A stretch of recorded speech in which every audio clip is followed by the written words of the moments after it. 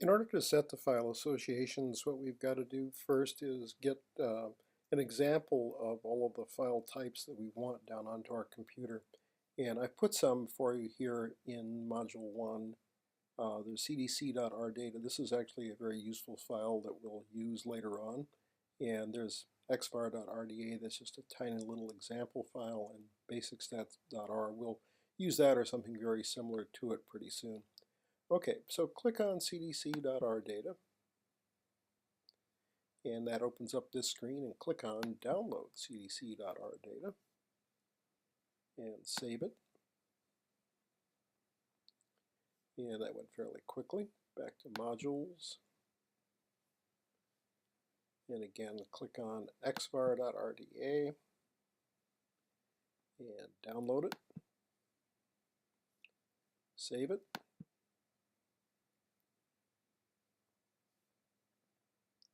And back to modules and basicstats.r and download it and save file. Okay, now for taking care of the file associations, open up your Finder and go to your Downloads folder. And here are the three files that we just downloaded. We've got basicstats.r, xvar.rda, and cdc.rdata. We want to make sure that all of these open up in RStudio rather than in R or in something else. So what we'll do, click on the file and click on Get Info. And this is what it'll look like on everybody's computer unless they've done this before. Open with r.app. That's not what we want. What we want is we want to have it open in RStudio. So we select, and we select that it will open with rstudio.app.99.447. And then, after we've done that, we need to click on Change All. And it says this will apply to all documents with extension .r. Continue. Now let's check the next one. RDA. Right click, get info. And it's already, well, it's set up to open with an old version of RStudio. We better change that just to make sure. 99.447. I'm not sure why .441 is still hanging around. And change all. Continue. And close this. And cdc.rdata. Right click, get info. And that's also set to open up an old version of RStudio. So we'll say let's do it with 99.447 and change all and continue. Okay, so what you've done now, you fixed it so that whenever you double click on one of these files, it'll open up in the right application, that is in RStudio rather than in R. Okay, so let's go see how we do this in Windows.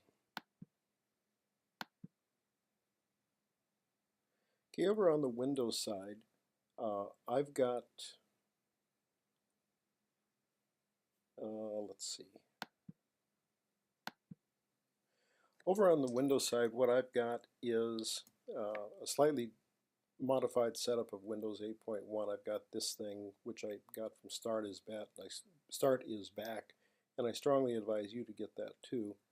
So let's go here, and this looks like Windows 7, doesn't it? That's nice. Click on Control Panel, and in Control Panel, pick on Default Programs. And here's the thing we want: associate a file type or protocol with a program. Now, I've already downloaded those example files to my Windows computer, so I won't go through that process again. And now we have to scroll down through this rather lengthy list, and I'll probably overshoot it the first time, down to the R's, Yeah, I overshot down to S. Let's find the R stuff.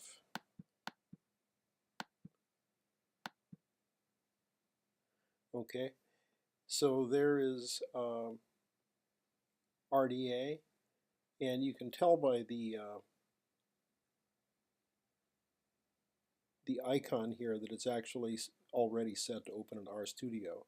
But here's our data. You'll notice that you see the plain R icon there, and that means that it's going to have to be open to, it would automatically open up in R.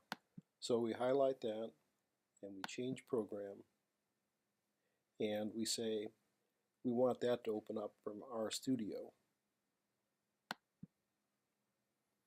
Okay, and that will take care of the problem in the Windows side. And let's make sure what happens with plain R code. Let's go up here and check that also.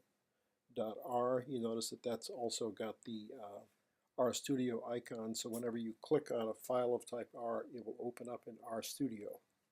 Okay, so that takes care of the Windows side too, and now that will make life fairly simple for you.